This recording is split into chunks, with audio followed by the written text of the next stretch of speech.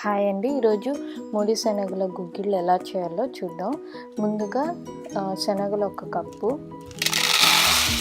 దీన్ని బాగా కడిగి నీళ్ళు పోసి ఒక 6 to 8 hours నానబెట్టండి. సో నానబెట్టాక కుక్కర్లో 2 కప్పుల నీళ్ళు వేసి కొంచెం ఉప్పు వేసి ఒక 4 విజిల్ వచ్చేదాకా ఉడకపెట్టుకోండి. సో 4 విజిల్స్ అయ్యింది. చూసారా, గుగ్గిల్ బాగా ఉడుకుంది. నీళ్ళు వడకట్టుకోండి, ఏదైనా రసం కానీ కూరలకు వాడుకోవచ్చు.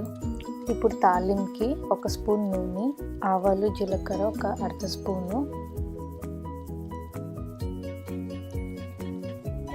వెల్లుల్లిపాయ ఒక 4 కట్ చేసి వేసుకొని ఉన్నా, ఎండుమిరపకాయ 2, కొంచెం కరివేపాకు. ఇది బాగా ఫ్రై అవ్వాలి.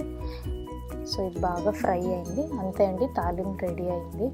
సో మనం ఉడకపెట్టిన గుగ్గిల్లో ఇవంతా బాగా వేసి మంచిగా ఒకసారి మిక్స్ చేసుకోండి. సో మన గుగ్గిల్ తయారైపోయింది. సో మీరు ట్రై చేసి ఎలా వచ్చిందో నాకు చెప్పండి. Thank you so much for watching. Bye.